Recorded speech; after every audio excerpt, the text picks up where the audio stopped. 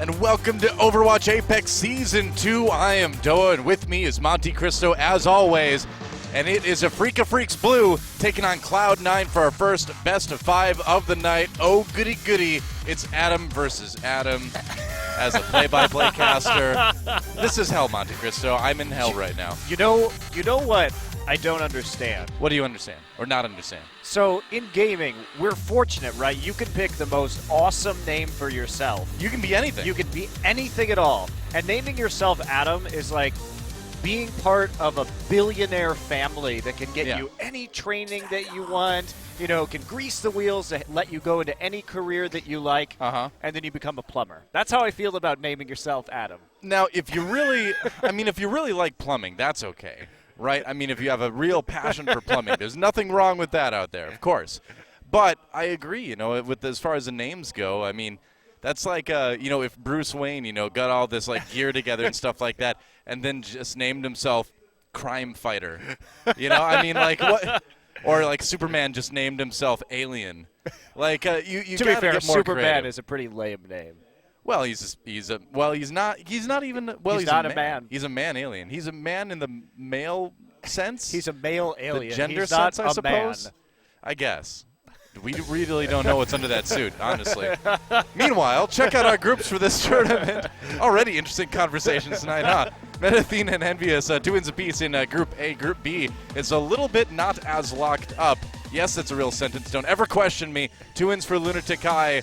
A win, a loss apiece for Misfits and Lunatic Blue. We're going to take a look at Group C and D tonight. Of course, Cloud9 versus Afreeca Freecs Blue, and then Flashlocks taking on Fnatic. Now, if Cloud9 wins tonight, that's going to lock up Group C as far as which 2 teams are going to the playoffs. Absolutely. It is really, it's not must-win for Cloud9. It is definitely must-win for Afreeca Blue because if they lose, we will know our playoff teams. Which goes out in first, which goes out in second will be, you know, we'll see after the conclusion of the Kongdu Cloud9 matchup. Right. But other than that, Cloud9 really has a very great time opportunity now, stumbling over my words tonight, to welcome to my go world. to the playoffs. Well, today's best of 5s of Afreeca Freecs Blue, like we mentioned, versus Cloud9 and then Flashlocks versus Fnatic. Now, it is also a big match for Afreeca Freecs Blue because if they lose this one, this is going to be a pretty disappointing season for the Afreeca organization. Afreeca Red in Group B right now, down 0-2. And yeah, there could be like a crazy 1-2 tie in that group, but they're already down 0-6 in map scores. So even if that tie exists, little to no chance they would ever have a shot at getting out of the group. So, like I said, if Blue loses here, it's a tough season for Afreeca. Absolutely, especially considering that they made the finals last season. And there have been a lot of roster changes since then, but the Afreeca Blue we're looking at right now is really has not been performing very well. Of course, Kongdu Uncia was always, I think, the better team as far as since the beginning of Apex as a tournament, but still, you know, losing that 1-3, they looked pretty underwhelming. Yeah, I would agree. Meanwhile, Cloud9 is an exciting team to watch right now with Mendo, Surefour, and Gods. There's like a lot of excitement on this team, a lot of like aggressive DPS possibilities, but it's also about the flexibility these guys have too. I think all 3 of them played Zarya at least some point in their last match, so it's really that kind of like the ability to sort of vary their comp at will depending on what needs to be played. That makes this team really exciting to watch. So I'm glad we're finally going to get another match with these guys. Yeah, and also they came in and were playing primarily triple tank compositions, but they are perfectly capable of playing triple DPS compositions, which could be a bit of a wild card they could throw at Afreeca Blue today. And you look at guys like Gods, really surprised me coming in and playing very well on the Genji. Of course, Mendo on the Tracer also looked pretty good. But really, when we talk about the Zarya, I was, again, very impressed with Surefour's Zarya play. The speed at which he was charging Gravitons was pretty incredible. Yeah, that's right. Both he and Mendo, I felt, had pretty good Zarya performances in that last match. And, you know, going forward, too, one thing that surprised me about that last match, actually, before we move on, is that I was surprised at how well Gods actually seemed to fit with these guys right off the bat. I was expecting it to be a little bit more scattered, the shot calling to look a little bit more off. But overall, I mean, they look surprisingly tight. Pretty quick. Well, let's take a look at our teams for the match.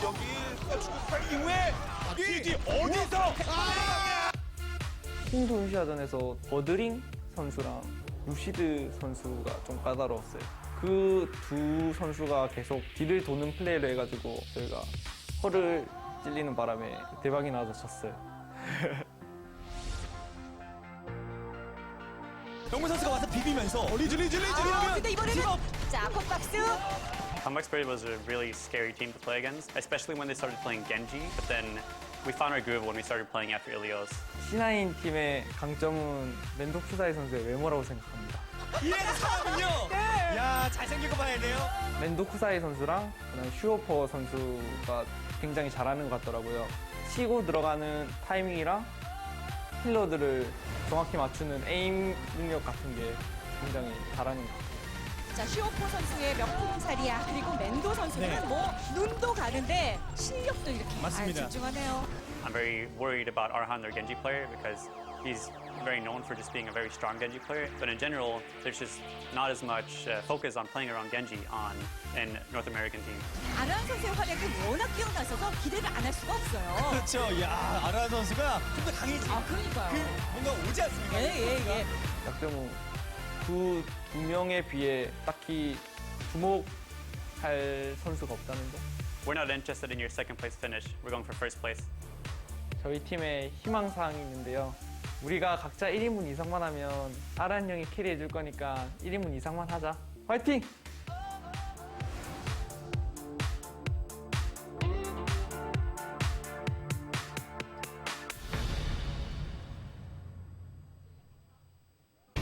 Ah, yes, the good old Afreeca Freecs Blue blood trail where Arhan just cuts people apart and everyone just kind of follows and cleans up. I mean, no doubt that's kind of how they've built this team. That's how they've been playing. And Recry, has had some pretty outstanding games from time to time, but he didn't look that great in their last match. But, more than anything with this Afreeca Blue team is that they just haven't shown us anything different from what we saw last season. And in this season, when everybody's so much better, they're going to need to show a lot more. Absolutely, and they just looked really confused in that Yes. first match. In 4 games in a best of 5, Recry played 7 different heroes. Arpon played 9 different heroes, and they really were fumbling around, finding an identity in the current meta. And Arhan on that Genji, we normally praise his Genji play, but I thought it was actually quite poor I agree. in their last match. He was taking very weird duels with Bird Ring that he was almost guaranteed to lose when his Reflect was on cooldown. Not very smart and safe Genji play from Arhan. I mean, Arhan has said in the past that he likes to go for those duels and he likes to go for those 1v1s because he feels that he has the ability to win those, and then when he wins them, he has a mental edge. But so far, he's just not been delivering on that this season. Surefour is staying cool in the booth. They got AC, man. They're okay in there. Yeah, they're okay, and it's also pretty cold in Seoul today, so. Oh, saluting their leader, Adam in the back there, I believe. That's right. That's what every player should do towards their support, in my opinion. Salute I the agree. support. That's right. Salute the one who really carries you, Monte Cristo. That's what I say. Well, Adam, of course, on Cloud9 and Adam on Afreeca Blue. One's a tank, one's a support. We were talking about how we're going to call Adam, which Adam, and we decided that we would call the Adam from Cloud9 White Adam, which made sense. Yeah. And then we would call the Adam on Afreeca Blue Blue Adam, of course, because Cloud9 is white and blue. Afreeca's blue as well, and Afreeca Blue is only blue, so that has to be Blue Adam. So then Cloud9 Adam has to be White Adam. Of course. Makes sense. Yeah, makes sense. Naturally. When you have 2 teams that both have the same colors and then also have the same player names. Yeah. But Afreeca Blue is actually blue. Yes. So he has to be Blue Adam. That's right. Their name is blue. Yeah. That's right. So, 2 blue teams going at it. Hopefully not making us blue. I don't think it will. I think we're I'm going to have a happy pretty right good now. match here. I think so today, too. Noah. Well, of course, there's the most picked by player. And, let's talk about the supports in Afreeca Blue for a moment. Eamon and Mano, definitely an upgrade from Dayfly and Yes Man that they had last season. But it's interesting to see slightly better individual supports, but yet the shot calling just doesn't still seem to be there. It just feels like Arhan trying to make plays and everyone else just sort of waiting for him to make plays. And if he doesn't, then they're like, well, what do we do now?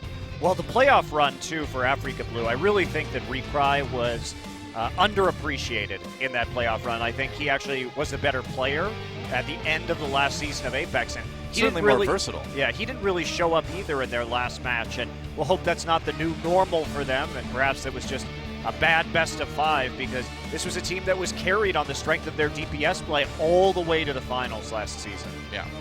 So set 1's going to be on Lijiang Tower, it looks like. And from there on, the loser of the match will get to pick the next one. And we'll see how long this one goes for. You know, I feel like if Arhan really goes off, if Recry really lights on fire again like we saw in that playoff run last season, you know, maybe this is going to be a close match. Otherwise, from where I'm standing, looks like a pretty resounding Cloud9 win going into this one.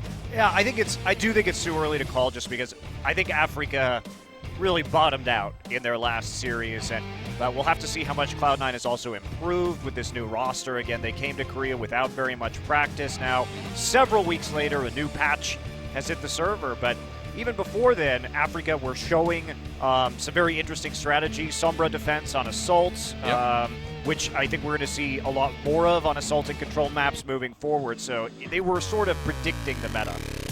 We will find out who's adapted better. Afreeca Blue, Cloud9. Let's get into map 1 and see who takes the early lead in this best of 5. Time to get in the game.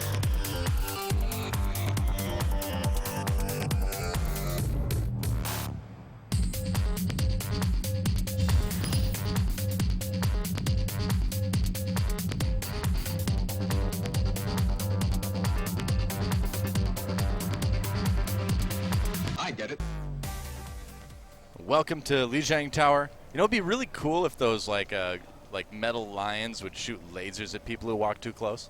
I hear that's what happens in futuristic China. Yeah? Yeah. Really? They're inventing those right now in Beijing. They're working on that? Thanks for warning me, man.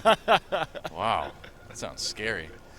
You know, Symmetra officially out of the meta. It really bothers me that the Cloud9 logo has the 9s shaped like a cloud, but the cloud is blue instead of it being white. Why? Because clouds aren't blue, Doa, they're white. Yeah, but like if you try to make your logo white, like as a former graphic designer, let me tell you, you cannot make your logo white because then it will basically not show up on anything unless it has a dark background. So there's a logical reason for this. I agree, but there's a very good reason that logo is blue. Well, here we go. The fight on the outside of the point already starting off. And we'll see what Cloud9 can get done. They are in the red. Afreeca Blue is blue for this map anyway. Mendo dodging around Tracer, trying to find a little bit of damage. Adam, or I should say Blue Adam, getting a little bit low. He might be in trouble here. Mendo going in for the kill. Has to recall out of there for now, but the kills are coming in regardless for each team. Quite the brawl to start things off with. Yeah, God's actually taken down by Arhan right there, so quick little advantage here. Or vice versa, rather. Yeah, vice versa. So we're going to see, actually, the boost coming out pretty early. A very fast nano boost for Cloud9. Mano on the run for Afreeca Blue. In the meantime, Rib cornering him. Oh, but he takes a sleep dart. And, ooh, man, that was close. I swear he almost got knocked off, but he was pulled back in by the Graviton search of Donghyun. And Donghyun back on the point now. He's got his own nano boost. Going to get pulled in by Gods.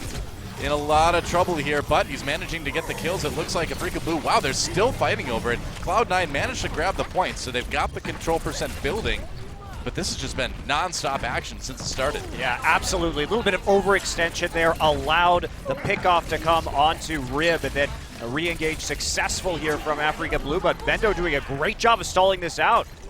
Yeah. They actually forced the sound barrier, too. That's really going to be big for the next fight, and there's nobody who can hit Mendo right now, finally. Right. They finally get him down, but man, that cost him a good 10%, I would say, at least. It cost him about 23% on that. When the actual take started, it was only sitting at 11%, so really a lot of time eaten up there by Mendo. Wow. As they are going to just go ahead and regroup now. Pretty forward defense here from Afreeca Blue.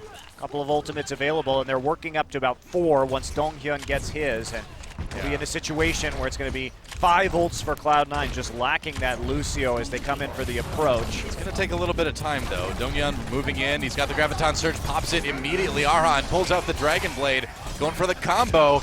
Adam Ammon picking up kills. Arhan looking for a bit more. He's certainly done enough damage. Gets one right at the end, and that's going to be a pretty clean Afreeca Blue teamfight win. Yeah, and they good ult economy usage right there. They only use the Dragon Blade. They didn't commit the nano boost, so they're going to have that up for the next fight. But unfortunately, they did lose Adam, who still had that Earth Shatter available, so they have to fall back. They can't play the same kind of aggressive defense. He is back now. Yep. They're going to fall back a little bit more, looking to use that Earth Shatter and combo the nano boost into it. They're going to get it. Oh, no. Rib falls asleep due to the ultimate. Mendo coming in now. Whoa, we got 4 with the Pulse Bomb.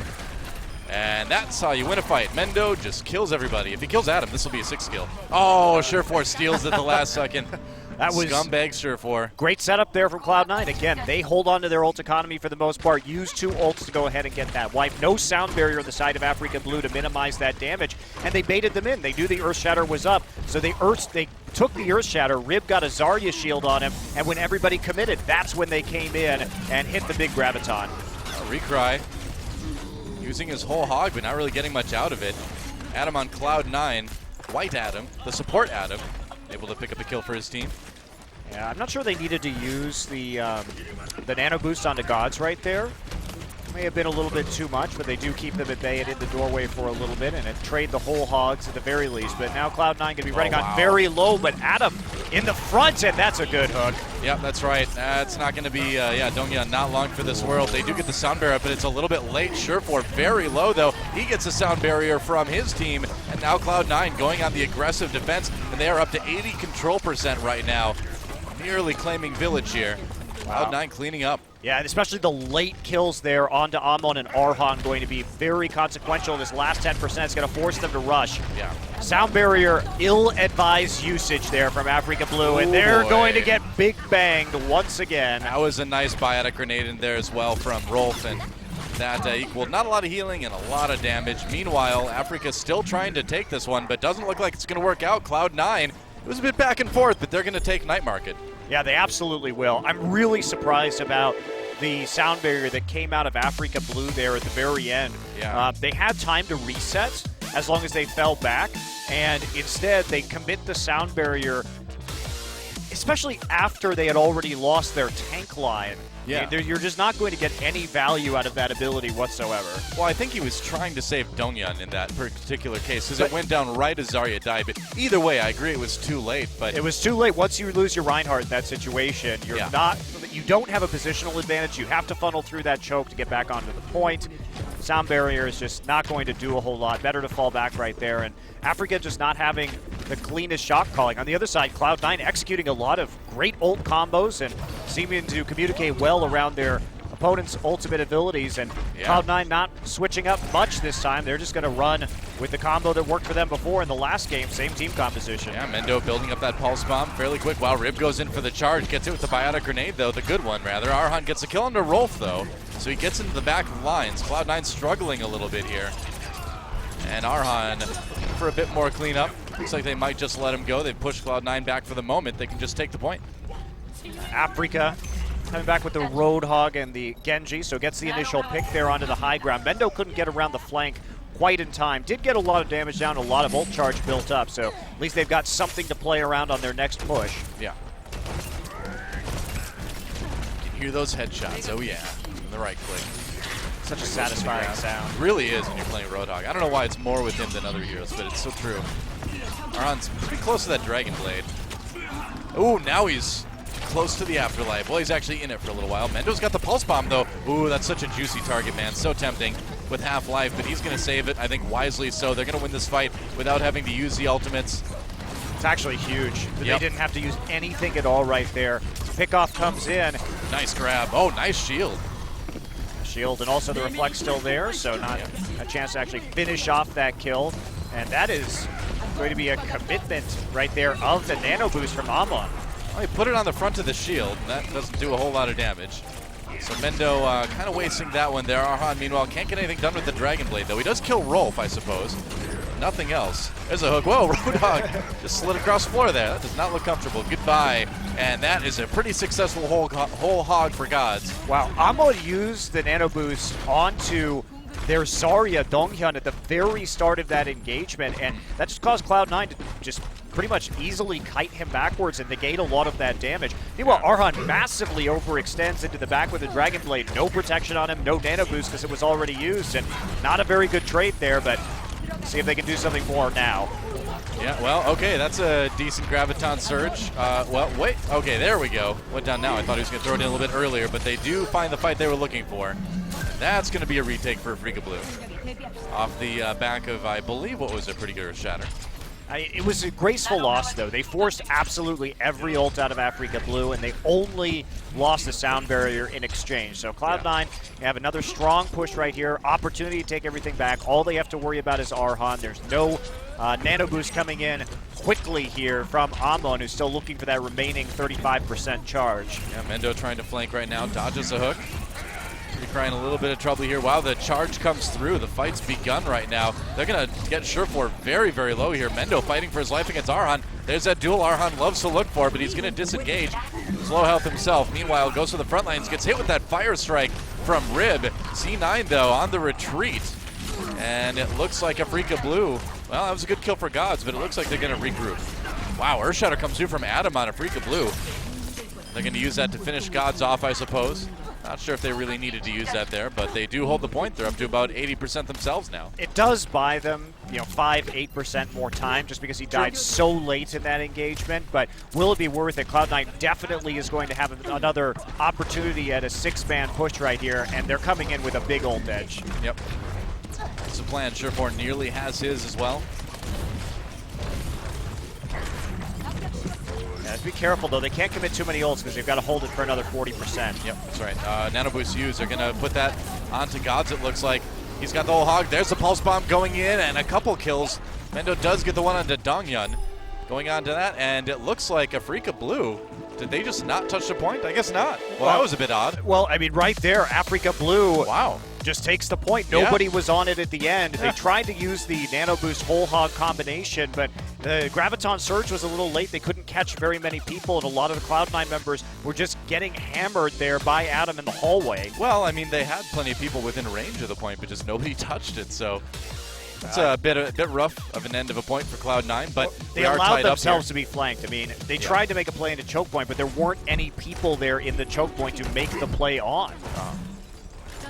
So engagement not really working out, and it was a good spread of the Afreeca Blue players to make sure that that CC and the AoE damage was not going to affect them. Arhan. Ooh, well, this is interesting. Yeah, usually Recry is going to be the one on the Pharah, so this is a bit of a change. And Surefour also on the Pharah today. Ooh, did he get any boops? Nope. Close. No boops, unfortunately. Close, the Pharah classic concussive blast right there, but not going to find anything. Yep, Surefour just raining damage down from above. A couple kills coming in for Afreeca Blue early on. Out Surefour, one of the victims. Dongyun actually getting the kill with his left click right there, and very quick wipe from Cloud9. They lost Rib thanks to the Biotic Grenade eliminating the healing. Yeah. So their front line collapses pretty quickly. Mendo is going to swap to a Widowmaker. Nope, thinks better of it. Soldier 76 time it is. I was going to say, Widowmaker on this point can be tough to make it work. Yeah, absolutely can be. There aren't really good long sight lines here. And having that Soldier is a great solution to Arhan being on that Pharah. Yeah. There's a couple, but they're just not enough. All right, God's coming in. Looking for the hook, doesn't quite find it. There's a charge from Adam. Oh, he just charges right off the edge. Whoa! Blue Adam with a big mistake there, going right off the edge. Meanwhile, Recry does get the kill on the Cloud9's Reinhardt. Dongyun with that Graviton Surge. He's not going to waste any time using it. And Surefour does have the Nano Boost, and that's a great barrage from Arhan.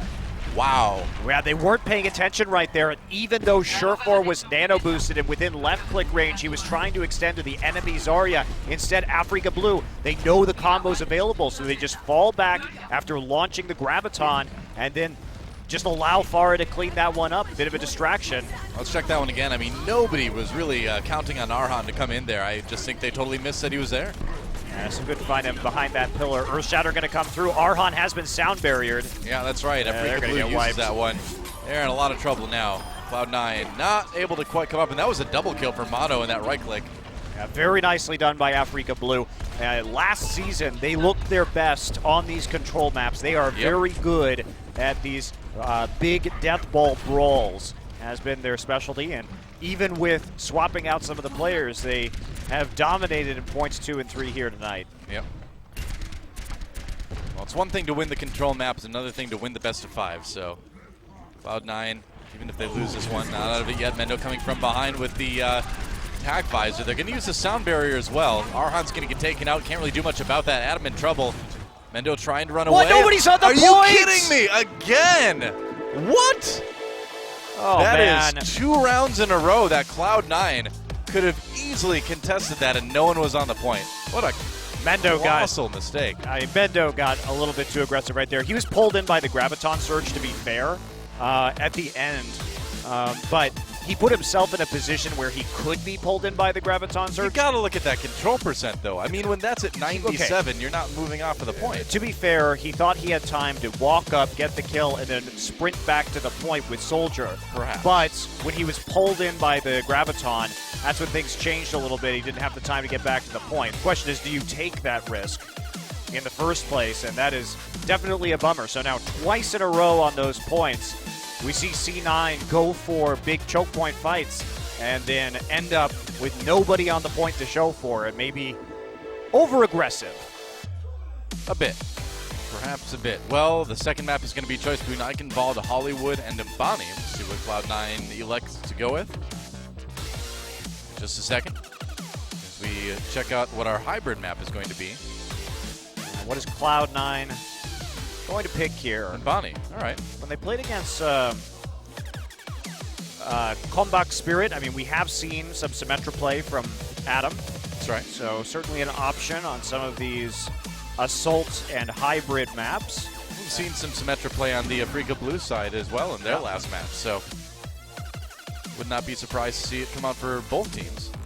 I think Afreeca Blue, we looked at them in last season and looked at them in the finals and said, these guys, if they're going to beat Envy, they have to win Control and they have to win Assault. And I think that's going to be true here as well. They looked significantly better on these Control and Assault maps over their history, even with those big roster changes. Yeah. And especially, they've shown this Sombra defense, and we know they're clever and a little bit different about how they play heroes on some of these defenses. So I think Cloud9's got to win this one. Probably do. Well, let's get into the game and see if Cloud9 can tie things up, or if Afreeca Blue takes a 2-0 lead. Time to go to Mbani and find out.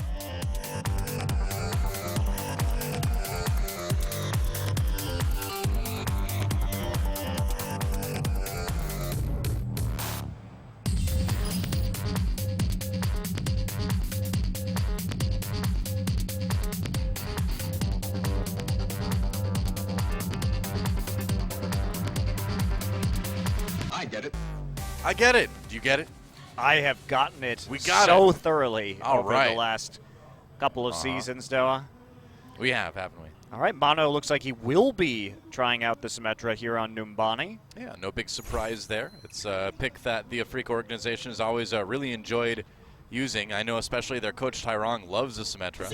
Played it himself at the BlizzCon World Cup, actually. He absolutely did. Well, with this composition, though, when you're going to opt for the Reinhardt and the Zarya and the Soldier on defense, he's putting some turrets up. No, I mean, look at the roster, actually. We've got Eamon on the Ana, and we've got Arhan on the Lucio right now. Yeah, that is quite interesting. So they may actually be running triple support. I'd be pretty surprised. They could change it. There's still time for Arhan to swap, but... Yeah, there we go, Genji. I was going to say, yeah, it's yeah, this composition still lacks a lot of verticality, so it's going to be about really defending these choke points very effectively. But the problem you're going to run in here if you're Afreeca, let's say Cloud9 is going to go for a very big dive composition, and look at what they're doing. Hey! It's a big dive composition with Pharmacy in there, too. Yeah, the Soldier at least is good against that. This would be worse for Afreeca if it was, say, like, you know, Winston, Genji.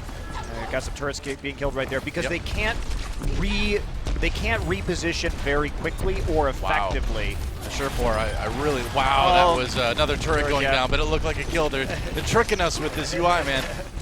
Absolutely. Either way, Recry on the run. There's another turret going down. Don't worry, it's not an actual person yet. Yeah, but Rib already got two. I was going to say, Rib got a couple. This is the problem. They can't reposition quickly against a dive composition because they don't have the same level of mobility. That's why you frequently see defenses on Numbani with heroes like Winston on defense, because if you don't and you take this sort of coin flip as to what they're going to run, a smart team like we're seeing Cloud9 do will just dive you on the opposite side of the point. They're going to have a numbers advantage and you just can't do anything about it. Basically, it was a 3v2 on the high ground with Winston, D.Va, and Genji in the face of the Soldier and the Ana, and it's very difficult to win that. But Cloud9 really gets a good read on that situation, instantly recognizes where they're going to have that edge, takes the high ground in a very quick cap. Yep. Sure for still on that Pharah. Adam's got the Resurrect ready to go. This is a great map for this long-range Pharah spam, right? Oh, yeah. It's very annoying to deal with. Soldier just can't deal efficient damage at this range, especially with Adam on the Mercy there, healing him up. I mean, all you're doing is giving Mercy ult charge if she doesn't have it already. I mean, I guess you're getting ult charge as Soldier too, but yeah, then you got to worry about the Winston dive. Yeah, they're making the Pharah. Yeah, Cloud9 is making a lot of space right now. This composition is extremely good at that, and they're going to try and go in. Arhan reflecting a couple of rockets. Yeah, Rolf gets a kill already somehow. And Cloud9 just not deterred. Surefour getting very aggressive there. Rez coming in on the C9 side. Yeah, just a small res, but just keeping everybody up. Make sure that you can continue snowballing these fights. And here comes a nano visor, but there is nobody to shoot. Positioning really good right there from the Pharah, and the Mercy falling behind the column. Eventually will de-suit the Diva and take out Rib.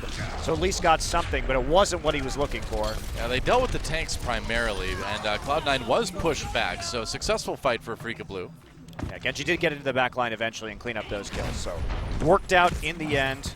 And Surefour going to make that switch to the Zarya right now. No longer interested in playing that Pharah. Needs a little bit more protection for his backline. They know the Dragon Blade is up right now, so having those Zarya shields is going to be very important if they want to shut it down. Not a bad idea. Oh, fails the jump, but he's going to run right in anyway. Go for the Graviton Surge. Arhan with the Dragon Blade. Looking for the kills, gets one. Oh, gets taken out before he can get any more. And Cloud9 turning this fight on its head. Yeah, Mono actually held on to his sound barrier right there on the engage, so Arhan left all by himself. Again, overextending a bit, but the Graviton Surge itself wasn't great, only catching the Roadhog. Yeah. I mean, the thing is it's been a hallmark of Afreeca Blue to have Arhan and Adam overextend. And, you know, we're seeing a little bit more of that already on the defense here. And the problem is with Afreeca Blue recently, when they've had these defensive fight losses, it takes them a lot longer to get set up again than some other teams. They're going to go in now, though. Looks like the Tac Visor coming in. Kills for Recry, maybe. Nope. Oh, he gets one. Rolf somehow gets taken out before the hook. Saves everyone else on the team. Arhan over on that Reaper now. Surefour's got him cornered, though. Rib going to charge over to try to get in position for a better shield. Arhan just trying to take advantage of the number of tanks, but it is not working out too well yet. Yeah, I don't agree with the Reaper switch right here. It's not going to accomplish very much for him. Yeah. It's basically going to give Zarya a charge. We saw Envy attempting to run that Reaper, and Reaper not terribly strong. I don't think in the current meta, unless you're against a very specific composition, something like, you know, there's an enemy Winston and there's a Roadhog on the enemy team. I mean, there's still reasons. Like, I think Reaper can be okay on Hollywood Attack sometimes and stuff like that, but his usefulness is very limited right now. Mendo, though, finds some usefulness in the Tac Visor. That is not a bad ult to get some results from. 2 already, and Cloud9 continues to roll forward here. Yeah, his positioning great right now to really mess with the backline. Oh, nice. Awesome Helix Rocket to finish off the kill, and Mendo with a huge flank. Wow, that was all Mendo at the end there. Gets Cloud9 the 3 points, and that is a pretty resounding success on Nimbani. Yeah, barely held up at all, only in the Streaks phase before point 2, and only then briefly. Smart hero swaps to deal with the composition coming out of Afreeca Blue, and they will end the map with 3 minutes and 30 seconds remaining, so a large amount of time left in the bank. Yeah. I mean, if you're Afreeca Blue, you're definitely feeling the pressure right now, because as good as they looked on Control, and they do look good on Control because there is a lot of good brawling talent on this team, when it comes to anything with a payload, it really seems like these guys really struggle with both sides of the match, you know, attack and defense. Yeah.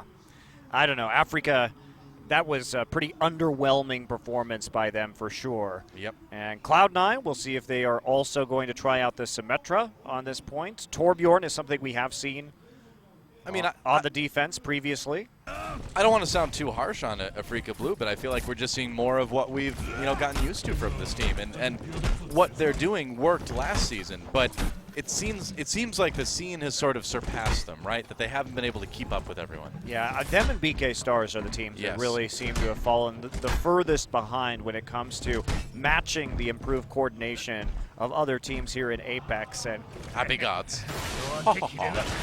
And there we go. So right, going to be placing that turret behind the flower pot there on the stairs. Very good protection. Yeah, going to just go with that single support with Rolf on the Ana. They do have, of course, a self-healing from Mendo 76. Gods on the Roadhog. Ana, well, really pretty much everybody either self-heals, has shields, or gives you armor. Yeah, and they've got Rib on the comp. Winston, too. You're probably assuming that Arhan is going to be playing Genji, and you need to reposition just to deal with that Genji if he gets on top of your DPS. But for now, it looks like it's going to be a Reaper, in fact, along with Pharah and Mercy here for Afreeca Blue. Yeah, glad to see Recry back on this Pharah. He's shown us a lot of good stuff on this in the past. And yeah, but chance, sneaking into the second floor here. Now they're going in pretty aggressively. Coming in from the side, Recry looking for that turret. He knew it was going to be there. Nice knockoff onto Adam. Great play on that Pharah. That was exactly what they needed, and this is a pretty dominating fight already from Afreeca Blue. Man, I feel like they just read Cloud9 like a book. And Arhan gets the flank in right here onto these tanks. Very good attack from Afreeca Blue. Forget everything I just said, man. That was, I mean, we'll see how they do with the payload, but that is a fantastic start for Afreeca Blue. Clean.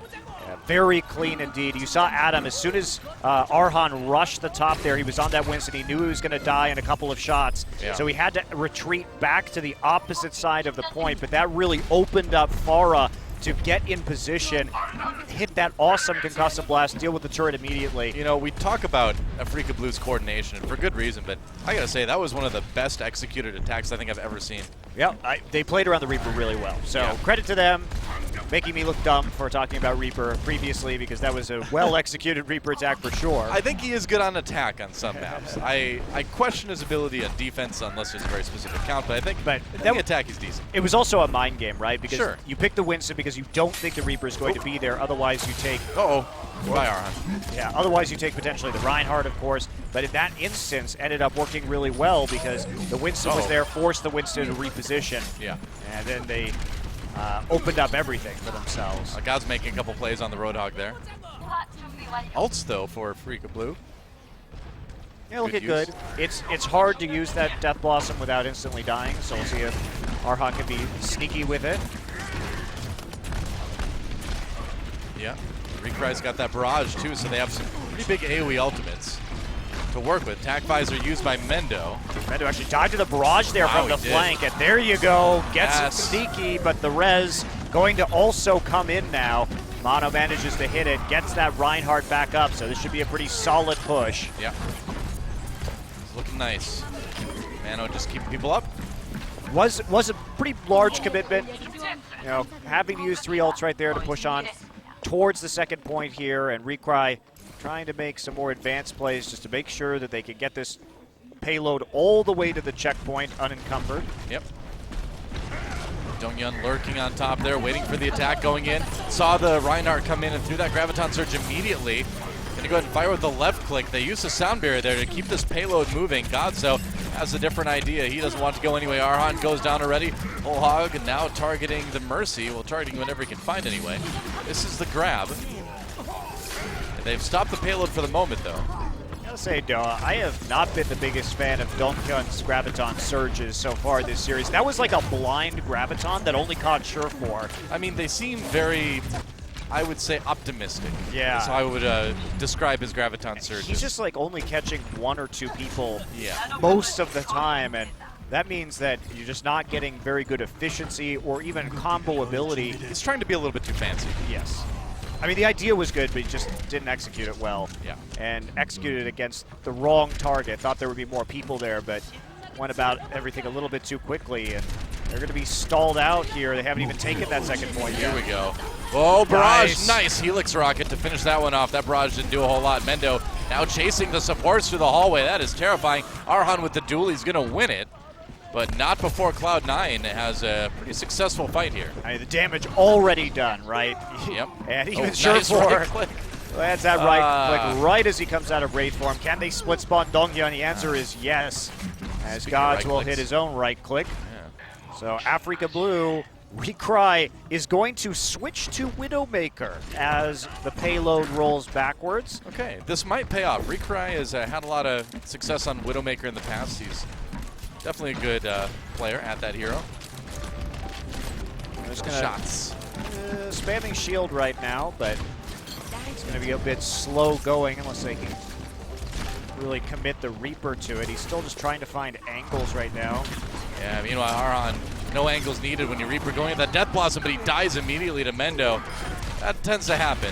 C9's going to stop this push. Well, he didn't have any help from his backline because they were all earth shattered right there. And Recry was not quite in position, and now Recry is a corpse. Yep.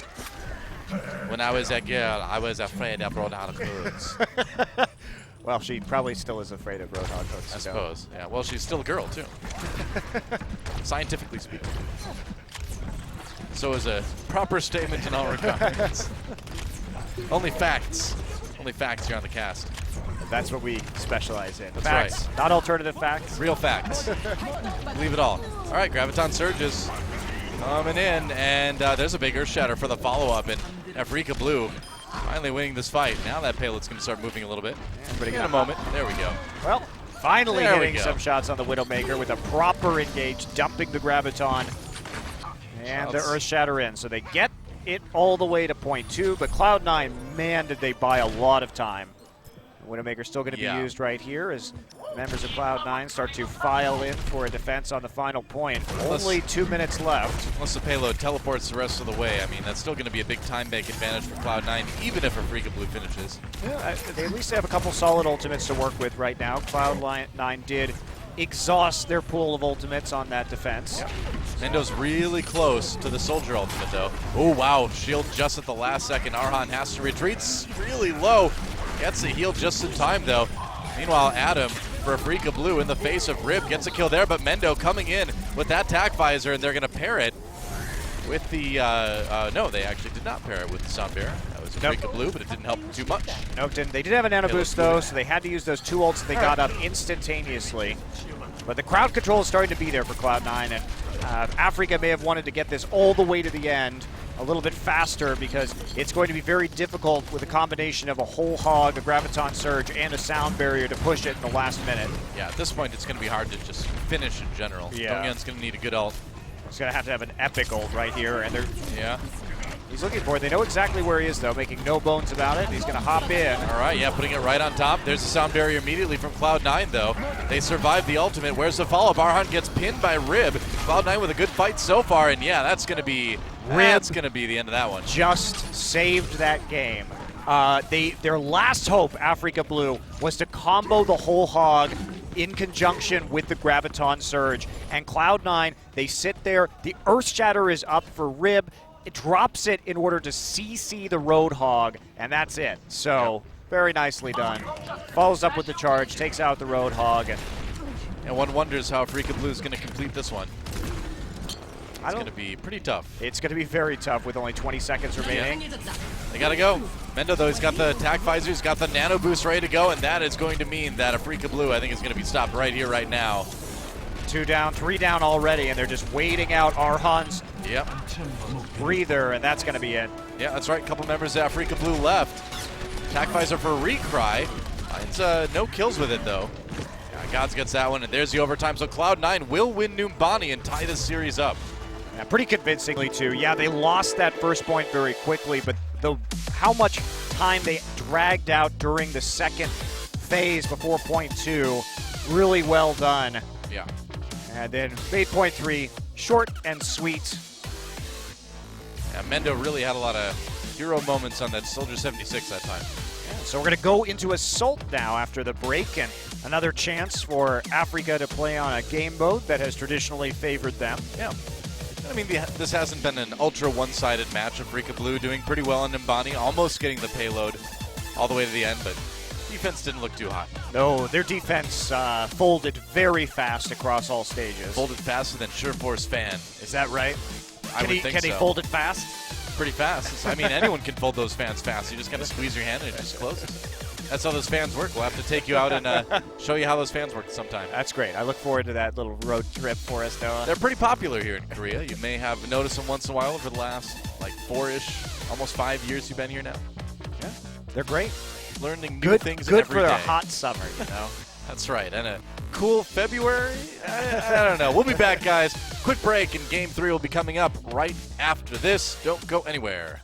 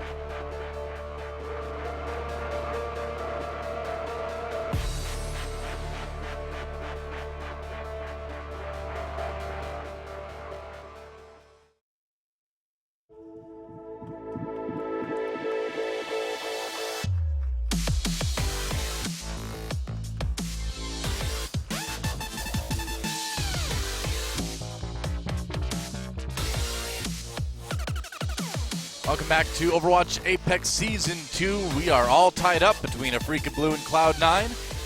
Cloud9 rocking them on Numbani. Afreeca Blue getting that first win of the match on Lijiang Tower. Yeah, hasn't been the cleanest Overwatch for sure. A lot of suspect ultimates, a lot of suspect duels occurring on the map right now. Big overextensions from Arhan, but Cloud9 at least getting the better of them in the hybrid map. We are moving on to Assault here. A tale of two Adams, as you can see on your screen. I say, and I said this on Twitter too, I think the loser has to change their name. I think that's absolutely fair. I think it's very reasonable for both teams, for us, for fans out there who are confused. I say, and I hope everyone out there supports me, the loser of this match, the lesser Adam, must change their ID.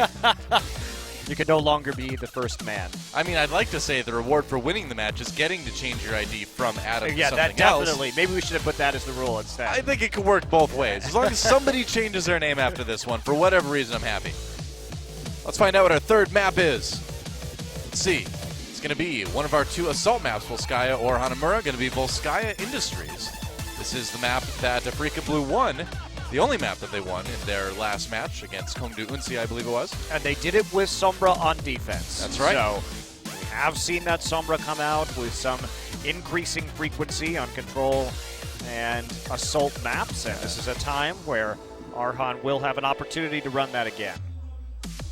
Yeah, Arhan likes playing that hero. They've been trying to work it into some comps, and it's had varying levels of success, I'd say. But this is another prime opportunity for them to give it a shot.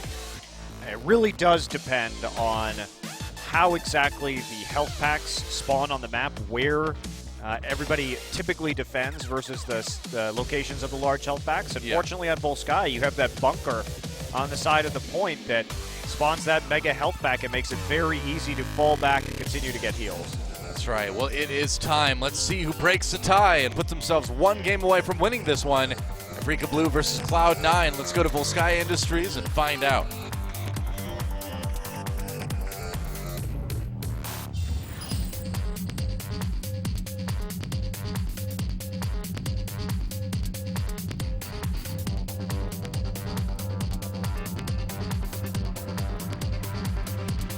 I get it. Do you get it? Does anyone truly get it? I'm getting it right now, Doa. Are you getting really? it so hard. Wow. I didn't even notice. I know you didn't. I'm only paying attention to this great best of 5 of Overwatch action. I'm getting it from the match. Very good, very good. Yeah. Yeah. That's right. Happy Valentine's Day, by the way. Happy Valentine's Day to you, too. What'd you get me? Well, I have an empty cup of coffee here, so maybe that. You didn't get that from me. I have my own coffee. It's all right. I don't I'm subscribe. so disappointed. I don't subscribe to these materialistic invented holidays anyway. Really? Yeah, screw that. Yeah, right.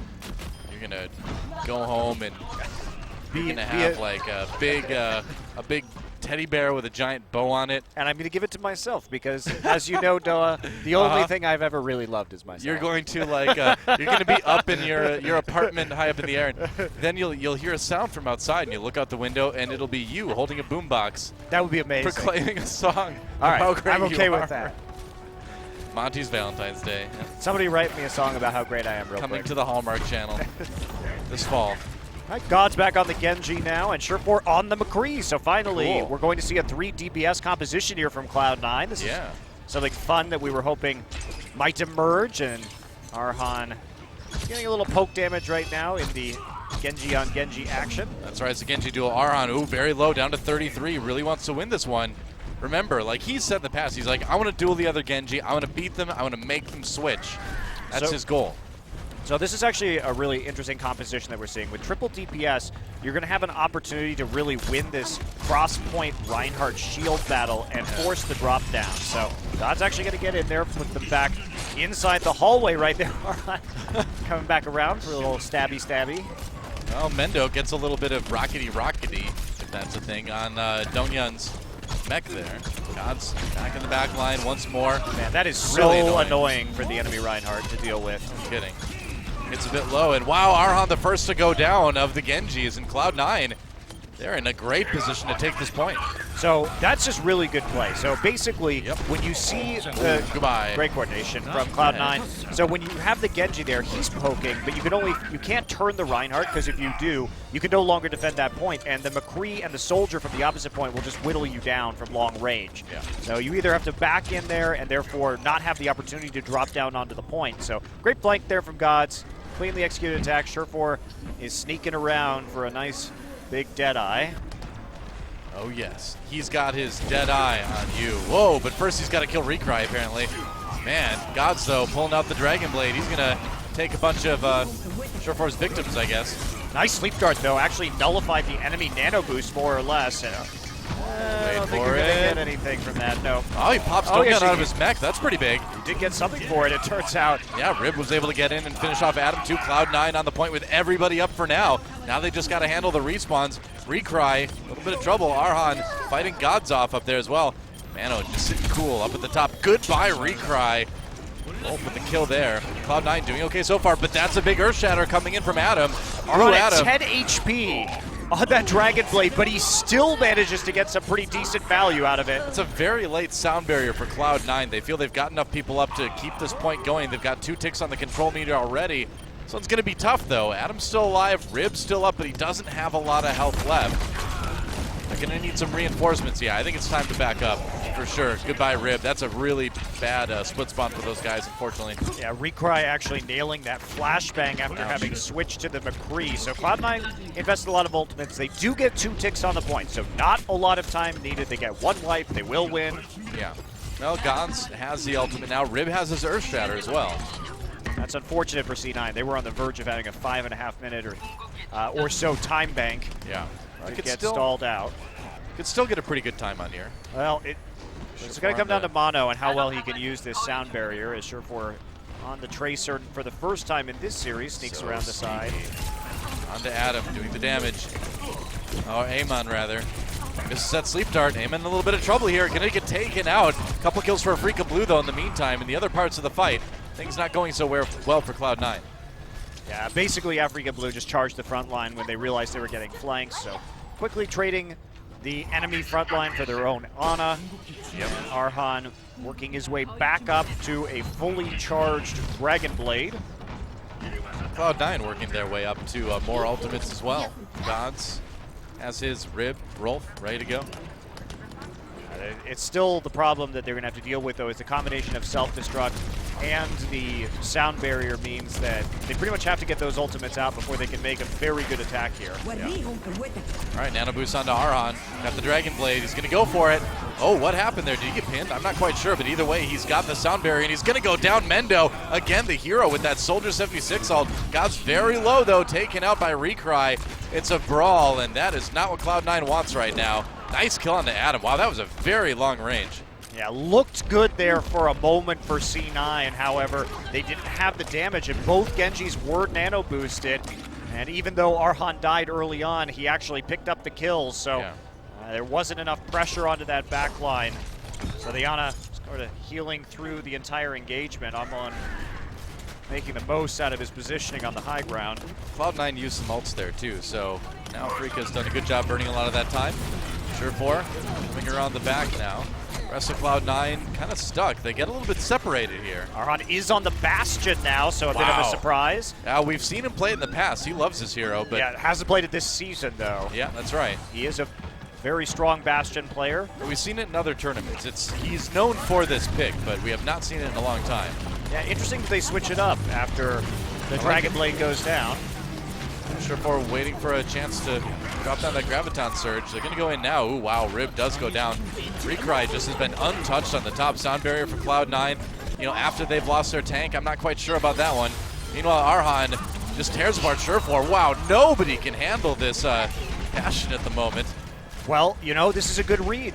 What happened is we saw the Gods, switching off the Genji, coming in on the Roadhog, and the Bastion swap really punished that very nicely. And again, we've seen some suspect sound barriers from Adam on this second point. He's been popping those at the end of these fights when they've already pretty convincingly lost. Yeah, you know, I feel like Cloud9 is trying to force the second point too much, you know, rather than sit back, take it patiently, go for a more coordinated assault. They're just trying to grind their way through it, and that's ending up costing them more time than they probably would have had to use otherwise. Well, what's their plan going to be against this Bastion? They're going to actually, looks like speed boost themselves up to the top level with a speed boost jump right there and try and get the high ground advantage from the backside to deal with the Bastion. Surefire threatening with that flank with the Graviton Surge. He's going to drop it right about now. Yeah, there we go. Meanwhile, Mendo does have the Earth Shatter, comes out, lands with a couple members onto Cloud9. Mendo not really finding the kills he's looking for. Cloud9 getting some, though. Gods with that whole hog now. Adam finally loses that shield, but Recry still untouched. There's a nice hook. Adam will go down, but Cloud9, do they have enough? The point is nearly there. Dongyun, though, delaying on that Diva. This is crucial, man. They do not want to let Cloud9 have this. The Mei comes in. Mono swaps over. Arhan has the Bastion ultimate. He could turn this one around. Gets so low. Does kill Rolf, though, but Surefor finishes him off. Now the fight back into full swing. Gods gets a couple. And Cloud9 still standing strong on the point. Dongyun is back on the Diva once more. And it takes so long to get rid of that Diva that here come the respawns. You can see them bouncing on the point, but it's not enough. Cloud9 with 2 points on Volskaya. Yeah, less than a minute remaining, though. Yeah. So credit to Afreeca for stalling out for about 5 minutes, which is obviously quite challenging to do when that first cap came in so quickly. Finally managed to grind that one out. Really smart movement on the top side, using that Lucio boost to get the jump down, and then making sure that the Bastion was never going to have a long sightline on them as they came around and took control of the high ground on the backside of the point. You don't really see that movement by attacking teams very often on point B, but it was an elegant solution to the Bastion issue. It was a unique path, and I wonder if that's one we're going to see a little bit more often. That was nice stuff. I'm impressed. Very rarely do you see that kind of attack on point B on Volskaya, but I like it. Yeah, that time worked out quite well. Yeah. Afreeca Blue flipping over to the offense now. We've gotten really lucky, actually, that Afreeca Blue has remained blue. Yes. For this whole series. I know I just jinxed it by saying that, but I've enjoyed it while it lasts. A recry on the Widowmaker this time, too. Sure is nice when teams stay the same color for an entire best of 5. I love it. Makes me all warm and happy inside. You know what, Doa? You know, I remember when I was casting Warcraft 3 12 years ago, I remember that there used to be a little drop down for the players in custom games that allowed them to set their color. You know, weird that that doesn't exist in Overwatch. Yeah. Kind of odd. Or at least, I mean, at least I would love the ability to just set a team as red and blue. And if that just got added to the game and we don't know it yet, we look dumb saying this, but I don't think it's in there yet. Yesterday. I don't think it's in there yet, so we can say that. At least to be able to choose red and blue for now. And if it is in the game, we can deal with the other good colors job, later, Blizzard. I guess. But yeah, You're if it great. is in there, we love you. You're wonderful. And if it's not in there, put it in there, Blizzard. Please. All We right. love you anyway. So Recry back onto the Widowmaker, and of course running a dive composition with this. Arhan with a quick flank around the side, using the dash and the double jump to clear the distance. El Clasico coming from the left side there. Wow, there you gets go. decked and hit with the butt of a rifle to his doom. And Oh, and the response. the response kill, pretty quick there, pretty rapid. Cloud9 with a pretty solid defense so far. Surefor making his way back to the point. Sorry, was Surefor who died? Yes, he was. Yes. Gods goes down. Into the kill onto Adam, though. Afreeca Blue just trying to grind this one out. And Dongyun with a really nice position there, actually. Had some help up in the upper window. Cloud9 in some serious trouble here. Man, Dongyun really finding the support he needs to just destroy people with this Diva. Play the game, ladies and gentlemen. Are you the play of the game Oracle, Doa? I am, and I have seldom been wrong. You know what the play of the game actually there was Amon's biotic grenade, to be fair. Yeah, well, I mean, that was not, well, yeah, that was this match. But we all know that those never get played again. No, they don't. But right there, Amon has actually had some very good biotic grenades so far this series. Another example that we just saw. I mean, and this is what Afreeca Blue is good at, these maps, you know? Control, assault, this is their bread and butter. And if they can claim point 2 here, they will have a massive time bank advantage. Yeah, absolutely huge. And How do you get up there? rocket jump, most likely. Yeah, you probably, I wonder if you can. And then he's going to have to fall all the way down, though. Primal Rage coming out pretty early on from Blue Adam. Yeah. All right. Afreeca Blue, though, channeling this into a pretty solid team fight. They're getting a lot of control percent built up. In fact, do they just have it? Is this just it? Wow, Afreeca Blue, 621 in the time bank to the 47 seconds of Cloud9. Yeah, there were some Insane. pretty bad split spawns at the end of that fight. Surefour dying so early on really did cost them quite heavily. And he came back, wasn't on the point, was trying to take the duel with the D.Va behind the point instead, and then died. So basically got no ult charge. Didn't actually buy any further time for his teammates, and that snowballed pretty quickly with the ult advantage that Afreeca Blue had. They make it look quite easy, and this is going to have to be either a lightning-fast attack by Cloud9 as they get bumped up to a minute.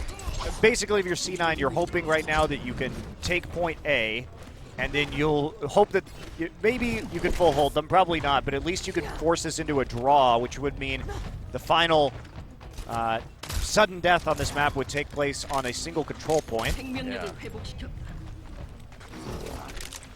Well, it would be kind of funny if Afreeca Blue, their only 2 wins in the tournament would be 2 wins on Volskaya.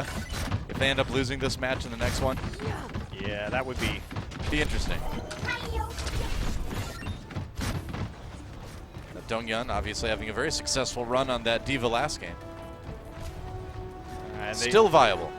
Still very viable, and pretty standard 2-2-2 for them here. Got some range, and Cloud9, they're going to be going with a similar composition. No McCree this time. Surefour going to be flanking on the Tracer instead, but the principle should be the same, except he should go around the right side while his teammates take the the high ground there on the left. Yeah. It's all about speed here. All right, so Genji and Tracer flanking together.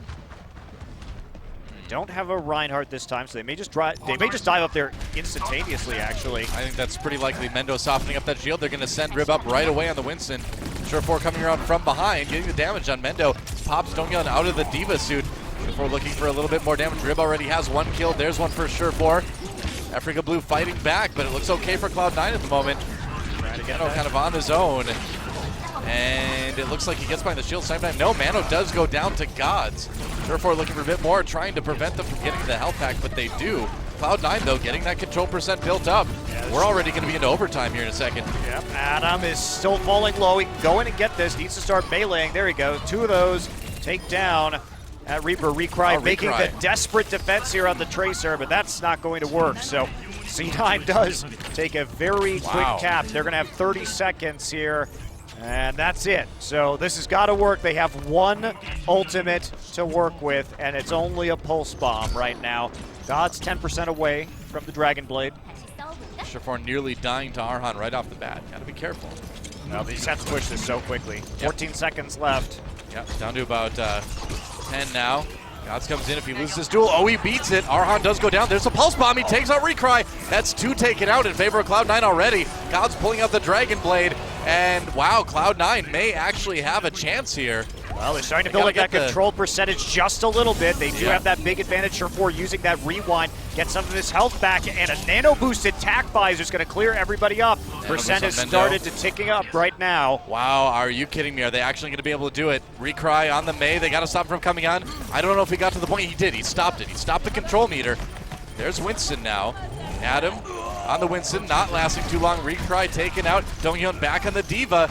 This is what's been so annoying in the past, but Cloud9 with a great position. There's the self-destruct though. Oh, no! The overtime! Nobody was able to stay on the point. Well, that's just a heartbreaker, but that is one of the great things about heroes like Mei and D.Va in these overtime scenarios, is it can just push everybody off the point and take that win. So very tenuous position right there. Had it not been into an extended overtime, C9 may have been able to take that.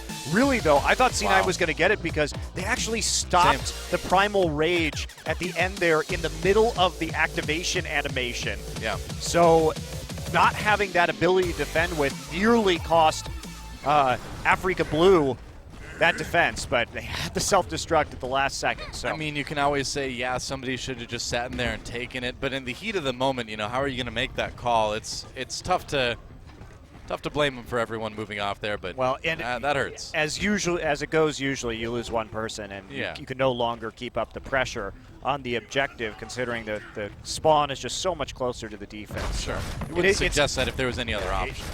It's really hard to make that call for sure, and that's self-destruct is just one of those game-winning ultimates. Takes a long time to build, but in a specific situation like that, it can absolutely make sure that your enemies are not going to cap a point or be able to stay on the payload. So, well. In any case, Afreeca Blue now looking like Recry might be playing the hog on attack. Let's see. Yep, he's going to go for Cloud9 on a triple DPS defense this time around. So definitely mixing it up. Only through. Oh, there we go. Adam also on the. So 4 people on the high ground. I mean, they've got to hold for 6 minutes. It's going to be very, very difficult So if they want to try to win this one outright. I mean, Gods and Surefour have to take out the backline. They have to start taking out these supports. Yeah. As you see Afreeca Blue move in, and they're not worried about this because there's not a big front line. So they're just going to hop onto the point immediately because they have more tanks. Yeah. Oh, Rib diving deep gets the charge kill onto Mano. So Cloud9 winning this early defensive fight so far. Rib's having a very good series so far for C9. Yes, he is. He did get taken out by Adam now, but Young for the boop kill. Doesn't quite find it. He's going to have to back off for the moment. Retreat from Afreeca Blue as they try to reset things. Wow, that's a late kill coming in from Surefour onto Ammon. So that's crucial right there because Afreeca Blue had backed off. They were attempting to just wait for their respawns and make a quick push before the respawns and the reinforcements from Cloud9 could get there. So that pick really delays everything and makes maybe 30 more seconds go off the clock as a result. So Cloud9 only has to do that 6 more times now. Yeah, exactly. Yeah.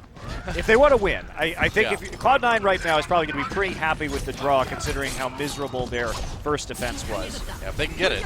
Arhan granted the nano boost, going to go in onto Cloud9. He's got the Dragon Blade. Time to charge forward. Adam goes down early in the first one. Arhan not really finding him an else worth it though. Gods gets one of his own with his Dragon Blade. And here we There's go. a nano boost from Mendo. He's got to watch out for that Genji from the side. Mano taken down. Afreeca Blue. That Reinhardt shield, man, that really was tough for Mendo to deal with. There's the self-destruct. And whoa, he got 2. How in the world did he get 2 with that? Yeah, people not being able to get behind cover. There's a lot of space to cover if you're in the middle of that point. Well, luckily for Cloud9 though, the rest of them managed to clean things up, and Afreeca Blue has to regroup. Yeah, they saved their nano boost. They used the Dragon Blade on Gods without nano boosting him. So had an option with the nano boost attack visor, knew that they were going to have high ground control after the nano boost had ended for Afreeca Freecs Blue. And took that advantage. Good biotic grenade thrown in there too by Rolf. Yeah, Arhan back again. Afreeca Blue is really kind of surprisingly struggling at this point. Nice dash through right there. Has to be a little bit careful of the Tracer, who currently controls that low ground. Both Genjis just being as annoying as they can be right now, but Arhan going to win that duel against Surefour. Yeah, they lost Mano early on though, so he wasn't there for most of that push. Arhan kind of low, just trying to survive. And they're going to go and use the sound barrier. Cloud9 going on the attack here. Gods chasing Arhan around right now. Wow, what a duel. Oh, he gets him. Arhan can't quite get back on top. Fortunately, don't get with the follow-up kill, so Recry finds himself alone on the point right now. And finds that one. Flashbang not enough. Yes. And wow, Rib. Nice Earth Shatter into that Fire Strike. He really has been having a great series. Swapping over to Surefour now. Has the Pulse Bomb ready to go. Cloud9 continues to hold here on point A, down to 2:55 on the clock. It's going to be. This is already a very impressive point A defense. Yeah. Cloud9 coming out in the clutch here when their backs were against the wall, nearly 2-cap in under, well, what was it, a minute and a half of clock time that they had. Yep. And now they've managed to cobble together a lot of time. Well, this triple DPS has been working very well. Arhan with the Dragon Blade, though. Now it's nice sleep dart. Oh, but he gets woken up right away. Doesn't survive long enough to use it. And Mendo turns things around in a hurry. Didn't even need that health back. He just wanted to take a breather. Try and use that self-destruct. Not going to get anything this time. Yep. Well, 2 ticks on the control point so far for Afreeca Blue, but that's all they got. Yeah, 2 minutes. So you can absolutely wake up the Genji in that situation because his wake-up animation, if you have a nano-boosted soldier right next to him, when you think about it, he's just doing normal damage because it's a 50% damage reduction and a 50% damage increase. So that's a good point. He can still just kill that Genji if he's not moving nearly instantaneously. True. Uh-oh. Wow, Arhan sniped by Gods from across the map somehow.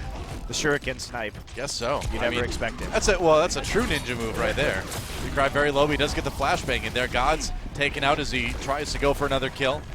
Afreeca Blue with a chance here to move in as Arn will be coming back. There's a Deadeye. Pulse Bomb. I believe that did stick on to Dongyun, but he's getting the heals now. He didn't get popped out of the mech. Flashbang. Oh, tried to catch Mendo, but that was a very elusive Tracer move there. Surefour, rather. Yeah, that was so close. They tried to get the zone just to knock off the last tick on this point.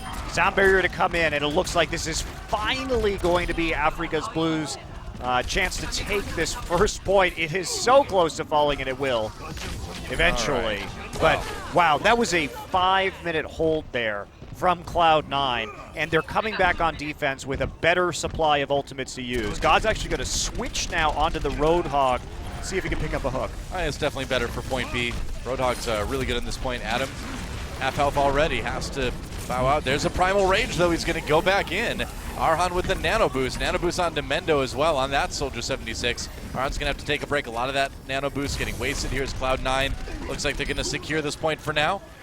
Yep, that's right. Afreeca Blue resetting. 1 minute left. No ults to speak of for Afreeca Blue. Yeah, none at all, and still an Earth Shatter remaining for C9, so Afreeca really tried to make that final push work. They are going to switch on to the Reinhardt right now, so they can have a slower approach to this point. They've got a self-destruct, though, so something to work with. Surefour is preemptively switching onto the Mei just so he can build some ult charge and maybe get a Blizzard by the time this fight is over. Probably a good idea. Cloud9 just going for a complete hold-oriented composition, man. Mei, everything else. Roadhog. Oh, he gets desuited without before he can use self-destruct. That's absolutely huge. He has to use it on the high ground. Really inopportune self-destruct, though. I mean, he just wanted to stay alive, but that is rough, man. Afreeca Blue just trying to survive on the point for as long as they can. They've got some control percent building. Arhan did get the kill onto Adam, though. So Cloud9 in a bit of trouble. Mei is dead, so... Gods is dead, too. This could be it. Arhan with the tac visor gets Mendo. And I think Cloud9 actually lose this one right here, man. Adam's up top, but he gets booped away. We're in OT. Afreeca Blue right here, right now. They're going to take it. Afreeca Blue wins Volskaya once again. Adam thought he was being so sneaky, but he got knocked back before he could drop onto the point at the last second. Wow. Well, and I'm pretty sure Gods is dead is something that Nietzsche said. I think so, too, yeah. Sometimes you just have the urge to scream that out during a cast, I guess. Well, maybe that's what I feel like Afreeca Blue have made some sort of pact with some sort of evil being in the alternate dimension because they seem to only win Volskaya. Well, but you know, they won the control map here today, so got that going for them. But it's true. That was a desperate attack right there and just not enough from C9. I do like how they preemptively switched to the Mei in the hope that if it did go into overtime, the Blizzard could help them ride it out. But yeah. Unfortunately, Mei Surefour died pretty early on in that final engagement, and nothing could have saved them without that Blizzard by the time the clock hit 0. So we are going to our payload map. It will be Cloud9's choice. First, we're going to see the play of the game, and, well, you know, if there's a Bastion in the game for any length of time, it's going to be this. Yeah, other things happen, but look, watch this. Watch, Bastion kills people. Oh, there's one. Yep. Wow, that. Wow, what a play. What? What a play. Whoa. Great algorithm that selected that game. That play of the game. That wasn't even the most impressive, you know, out of the 30 seconds he played that hero.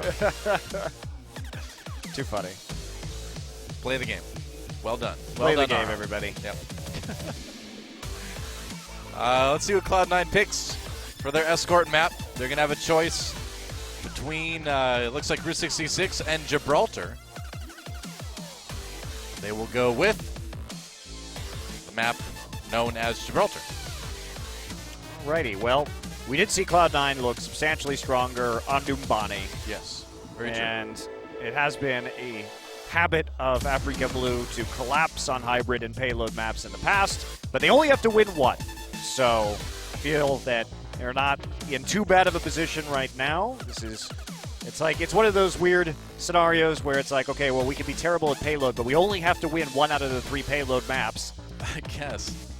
I mean, Afreeca Blue is such a puzzling team right now because they're clearly very good at brawling. You know, they're very good at getting in there, forcing a lot of small engagements, scrapping it out. When it comes to pushing a payload, things get a bit dicey. So we'll see what they can do on Watch Point Gibraltar. Got a feeling this one might go to map 5 here. And definitely has a strong possibility, Noah. Well, we're about to find out. Time to go to Watch Point Gibraltar and see if Afreeca Freecs can close this one out or if Cloud9 can tie it. Let's get in the game and find out.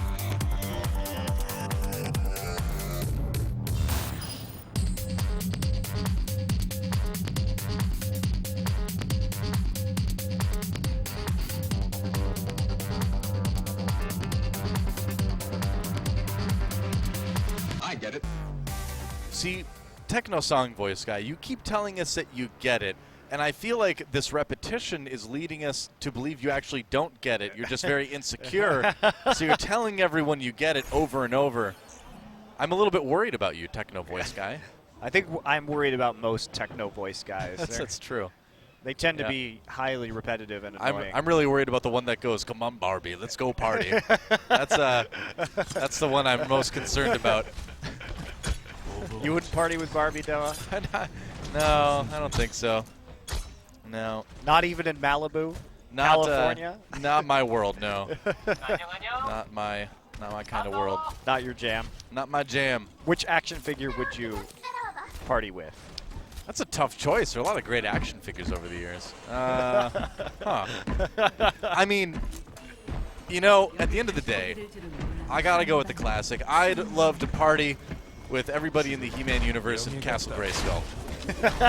That'd be pretty sick. Let's have a big feast, lots of mead, giant lamb shanks. See, I'd either party with, I'd find a transformer that turns into a bar. Yeah, that's a great idea. There you go. I think that's what I'd go with. Or Michelangelo for the Teenage Mutant Ninja Turtles. Yeah. Kegimus Maximus, I think I've heard of that guy. Yeah. One shall stand, one shall drink too much and fall. I think that's what Optimus Prime said. Yeah, pretty much. Oh, the game's begun. Cloud9 on the attack. Oh, right, video game. Oh, yeah, that's right. Going for 2-2-2 this time around, but definitely much of an aggressive dive comp. Afreeca Blue doing a pretty classic defense here on Gibraltar, but throwing in Arhan on the Genji. Yeah, they're sticking with a Tracer right now, Cloud9, which is not something you typically see on this point. Amon actually gets caught out on the flank right there pretty quickly. Yeah, Cloud9 with a pretty aggressive attack here. They're going to move this payload, and Afreeca Blue just absolutely decimated so far. Surefour can't quite finish off Arhan, though. That can be a little bit tricky. Amon going to get a D-suit in the meantime as two Genjis wave their swords in front of each other. It's like a lightsaber battle in Revenge of the Sith, man. It really accomplishes nothing. Well, actually got the kill on the Reek there instead of, even though he didn't actually stick that pulse bomb. However, stabilization here from Afreeca Blue. Surefour has just been a menace on this Tracer. Absolutely. Mendo now trying to be his own type of menace on the Genji. Don't you de-suited again, taken out of the suit. And you really see the versatility of these hero pools on Cloud9. Mendo, and we've seen Gods play the Genji for most of this series, as well as Mendo playing the Tracer most of the time, even though, of course, Surefour well known for his Tracer abilities. And they're just switching up, and Mendo getting the necessary kills, pops that Dragon Blade, and now they already have control of the high ground here in the hangar. Yeah, Afreeca Blue may have a really hard time even doing anything with this Pulse Bomb, just to kind of buy some more time for Cloud9 as they push this payload. It's already almost all the way through. I mean, if you get a kill there, great, but great timing on the Pulse Bomb, too. Yep. Making sure they weren't going to be able to enter and try and retake that high ground. Arhan hit by that Biotic Grenade and on the run as Gods will hunt him down, or Mendo rather. Sorry, now I'm getting confused with all these hero swaps. Yeah, welcome to my world. Recry on that Soldier 76. Now finally some defense for Afreeca Blue. They do manage to fight back a little bit, but having some trouble handling Rib. Rib will go at Primal Rage. Meanwhile, Surefour gets 2 on the periphery of that fight. Rib smacking people around. Donkey Kong, you don't want to mess with this guy. Still managed to get in the payload, however. Yeah, they're stopped it. Not going to get desuited into the end, though, and another Dragon Blade coming through. A sound barrier used by Cloud9. They really just want to finish this one off, but Nano Boost now onto Adam is going to buy Afreeca Blue even more time. Very smart. Blue Adam, rather.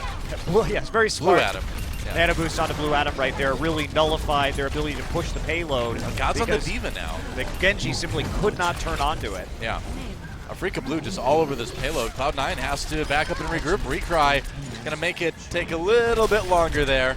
Yeah, nice D-suit at the end. That's very punishing, and they'll just wait a little I just say bit let him longer. live, man. Let him live. He either has to, seriously, he either has to run all the way back, swap, and then get back in the suit, lose his ult charge that way, or he just, makes sure that he dies. Well, it's a long time before he gets the suit back up. Meanwhile, Mendo. Recry did show mercy in the end. I guess so. Adam jumped on top of a sword, however. Blue Atom, that is. It's a blue Atom, no. Rip comes in, nearly has that Primal Rage. Oh, but Recry takes him up before he can use it. Mendo on the Genji now, looking for the kill onto Mano. He finds it. Mendo in 2, actually. Arhan striking back with his own Genji. This has just been such a brawl. Yeah, it has been on the sloppier side for sure. Surefour Take that payload. definitely didn't need to use that pulse bomb right there, even if he had gotten a kill. Not a huge amount of benefit. Well, Afreeca Blue really falling into a nice defensive rhythm here. They've taken the high ground near there, and Cloud9's trying to break it, but Rib is kind of by himself right now. Oh, did I say by himself? Mendo there with the Dragon Blade, and definitely not alone. Yes, and also we see that they just had a huge ult bank advantage, so as good as this hold has been for Afreeca Blue, because the rest of the map had progressed so quickly, Cloud9 can sort of just grind this one out. Oh, they're trying, but Afreeca Blue still has purchase on the payload for now. Nobody's been able to really remove the Winston or the D.Va from Afreeca Blue. They've maintained their supremacy. And Mendo got to change over to the Soldier now. Gods taking the Roadhog. So back to triple tank it is for C9. Back the classic. Yeah, but a lot of ults for Afreeca right now. How are they going to approach this? Because they did lose control of that high ground. We can see that Recry is up there with attack visor right now. Oh, they're just going to try to muscle their way back in there. Mendo staying alive. Oh, not so much anymore. Recry, though, comes in with the nano visor. Gets a couple. Going to get more before it's all said and done. Yeah, not even the hook can take him out. He gets a couple more with the Helix rocket before he finally kills himself. I believe that was a double kill suicide with the Helix rocket at the end there from Recry. It sure looked like it, didn't it? Man. That works. No nano boost for Amon, though. You have to rely solely on this Dragon Blade. And with all those hero swaps, Cloud9 not looking great when it comes to ults. They've got one push left over, and this has got to be it. Yeah, White Atom nowhere close to that sound barrier. Only that Earth Shatter to use. Here comes Rib. On the Reinhardt. Oh, that could be dangerous. Surefour trying to body block any shots that might come in. Arhan pulling up the Dragon Blade. Arhan got a kill. Uh-oh. I got 2. That's absolutely huge right now. They couldn't have had that happen. Cloud9 might just get stopped right here. They've only got about 25 seconds left. Yeah, they do. Really impressive hold here from Afreeca Blue on that last point. Arhan is back on the Bastion. I love it. This is such a great swap. I mean, when you're so good at Bastion like Arhan is, then why not just switch it? Because you know they have to get onto that payload at some point or other, and he's just going to be a jerk. And again, there's no Genji on the other side, too. He knows when the good time to do it. Here comes the payload. Bastion ready to roll, or not roll. Oh, he's getting rolled a little bit. Has to be careful. There's the sentry mode yet again. Cloud9 going to lose that Reinhardt shield very fast. They back away. Fire Strike comes through. Gets the heal. Swaps back for a bit of damage here. Afreeca Blue just trying to buy time now. There's a nano boost. They're going to give it to him in Sentry Farm. Oh, but he gets hit with a gigantic Earth Shatter coming in for Cloud9. But Mendo can't quite get the damage on Recry with a better tack visor on top. And that payload contested. There's the self-destruct. Arhan gets Adam coming back on that Bastion yet again, and that's going to be a full hold. Well, not a full hold, a 0.2 hold anyway for Afreeca Blue, and they will limit Cloud9 to just 1 point on Gibraltar. I do think it was ridiculous to put the nano boost on that Bastion at the end, Noah, when they had absolutely they had a soldier on top of Shuttle in a flank position with his tack visor up, and the Ana simply could have waited for the soldier to drop down, nano boosted him, and caught them in a Bastion nano visor flank. So, I mean, not great way to close, not a beautiful way to close out that game by any means from Afreeca Blue, but what are you going to do? They still managed to make that hold. The Bastion at the end is very annoying. You'll notice that Afreeca Blue let the payload roll up into view of Bastion intentionally so that they would have that long, the long sight lines throughout the end of the hangar. And this is going to be quite difficult for Cloud9 to hold here, as it's not very hard to get to point 2 of Gibraltar. You know, Monty, it's about sending a message. You beat someone with a nano-boosted Bastion, that's demoralizing. That hurts, You have to know they have Earth Shatter, too. I mean, that was pretty sloppy. Oh, yeah. That gets punished super hard in a different situation. It can, but not this time. So Afreeca Blue on the attack. Looks like Recry may be taking out that McCree. We'll see if he decides to stick with it. But Cloud9 in real danger of losing this match, and that would mean that Group C is a bit more open than we thought it was going to be. Absolutely. Could definitely come down to the wire. Yeah. And Dance. especially since Cloud9 still has their most difficult game ahead, which is their game against Kongdu Uncia. Yep. And Afreeca Blue probably has their easiest game ahead, so against Konbok Spirit. That means that this match may be sort of the death of Cloud9, unless they are going to pull off a huge upset against Kongdu Uncia. I mean, if you're not going to beat Afreeca Blue, you're probably not going to beat Kongdu in the state they're in right now. So I would think that would be very unlikely. It's going to be tough. Cloud9, though, looking to make it happen. If they can hold on point A, they can still send this to map 5. But they need to hold right here. Yeah, it's going to have to be a huge hold. And they do not have a very mobile defense. So the problem here is Afreeca Blue have 3 heroes that can dive. And you can see everybody up top right now for this defense. But if that Genji decides to go into the back line, if Mendo decides to go attack their supports, then they are going to have a really rough time of it. They're trying to take a very safe position right here. Oh, they do take out Rib early, though. Yeah, they had nobody else on the low ground. Gods was knocked off and taking a breather. Yeah, Arhan trying to stay alive against Gods' Roadhog. And Recry just been untouched on this McCree so far. The payload is moving fast. Their tanks are dead. Somebody has to go down there. That's the unfortunate reality, is when your Reinhardt dies that early on into the push, then your Genji or your Soldier or your supports have to go onto that point. So you don't really have much to stop them with. You go down there, you get flashbanged, and you get crushed. All right, well, God's coming in actually really aggressively, and if he gets taken out, well, they did get the kill on Adam. Okay, on Blue Adam, rather. So Cloud9 will be able to slow this push down a little bit. I mean, but they're not. Like, Arhan was playing so aggressively that, you know, they didn't have anybody there to really contest the payload, and with the respawn so close, easy to reinforce that. So everything keeps rolling smoothly, and nobody's on top of shuttle for Cloud9 right now, so high ground control ceded over to Afreeca. Sure with the nano visor, or the tac visor at least. Meanwhile, Arhan with the nano blade going in against the tac visor. Nano boost, nano boost. Arhan has to retreat. Recry with the kill on Nemendo, though. Sure coming from the high ground, looking for a bit more, but finally finds the kill onto Arhan. Will he get anything else? Not so sure. That payload is getting very close to what could be the end here. Very self-destruct. Uncomfortably close, but the self-destruct isn't going to do anything. However, the turnaround definitely coming here for C9. Yeah.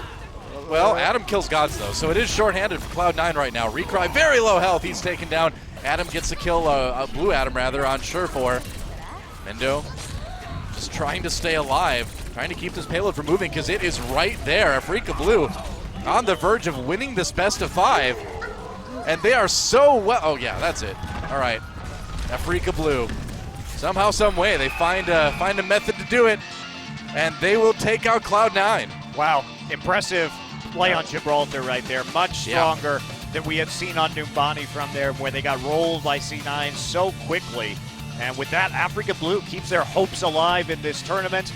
They will go on to play Konbok Spirit next, and if they win that, they will find themselves most likely in the playoffs, unless we see a huge upset from Cloud9 against Kongdu Uncia.